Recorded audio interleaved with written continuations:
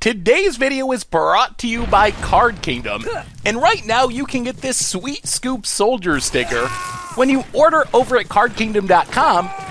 Just mention in your order notes that you want a Scoop Soldier sticker when you go to checkout.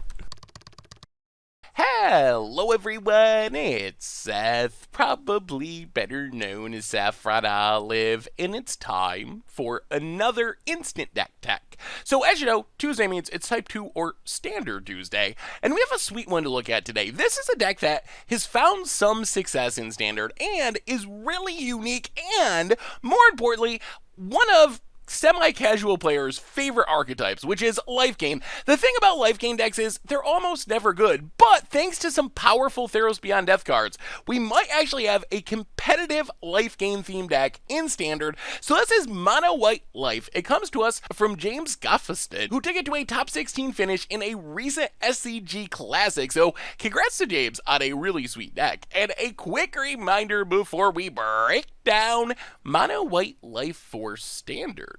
If you enjoy this deck and you want to see made to videos, take a minute, click the like button, the subscribe button, leave a comment, anything you can do to support your deck, because whichever deck is most popular gets a shot at being made into videos next week. So Mono White Life is built around two key cards. It's essentially a mono white, slightly devotion-ish aggro deck, overflowing with Lifegain synergies, but there's two really big payoffs that make this deck successful in Standard. And payoff number one is Heliod Suncrown. And Heliod is a great payoff for a Lifegain deck. 3 mana for a 5/5 if we can turn it into a creature with having enough devotion, which actually isn't hard. We're a mono white deck, we have some heavy white mana costs, so we turn this into a creature pretty quickly. More importantly, Heliod makes it so whenever we gain life, we get to put a +1/+1 counter on any creature or enchantment we control, which means once we get our lifelink creatures going, our random Lifegain synergy creatures going, Heliod is throwing a lot of +1/+1 counters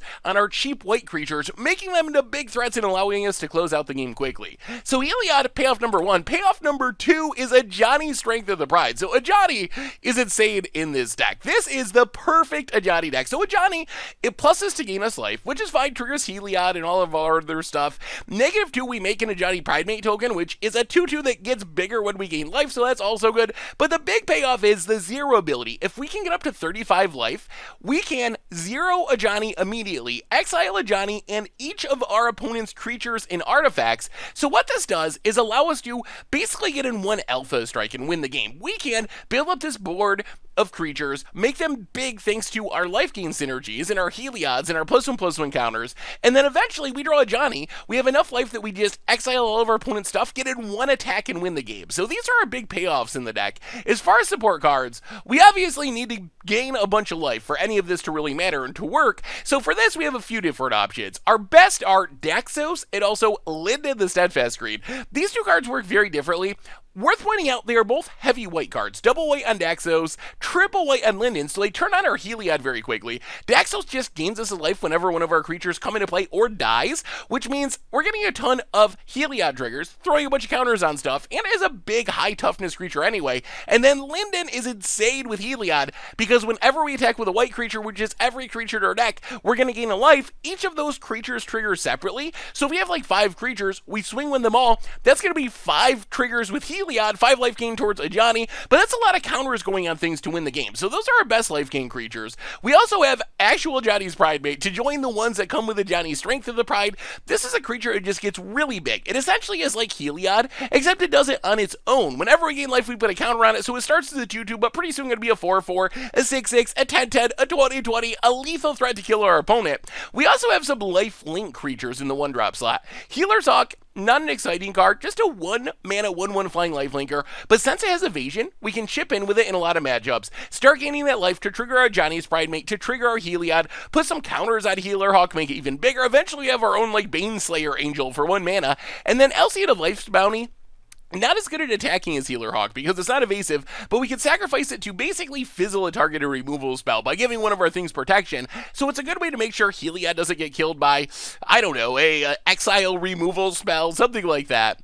Otherwise, we have a couple of other sneaky life gain things. Gideon Blackblade is just a strong card in a white aggro deck, being a 4/4 indestructible for 3, also buffing your other creatures, eventually being removal. But one of its abilities is to give things lifelink, so this is another way we can gain life. Shadow Spear gives anything lifelink, and trample, which is even more important because we can get these massive Johnny's Pride Mates, but our opponent can just keep chump blocking them. Shadow Spear makes sure that doesn't work. So if we can get a huge Johnny's Pride Mate with a Shadow Spear on it, not only are we giving it lifelink for even more triggers, but we're going to be able to kill our opponent in just 1 or 2 attacks. Otherwise, we get a couple of format cards, essentially. Giant Killer is our removal spell. Tomic is in the deck primarily to fight against Nissa decks, not allowing our opponent to target their lands with Nissa, untap them, do those shenanigans. Also a double white card for turning on Heliod. As far as the mana base, mostly plains, 4 Castle Ardenvale because it's a free roll, 1 Mobilized District is a colorless land. In the sideboard, we get Devout Decree and Glass Casket for aggro matchups, giving us some removal.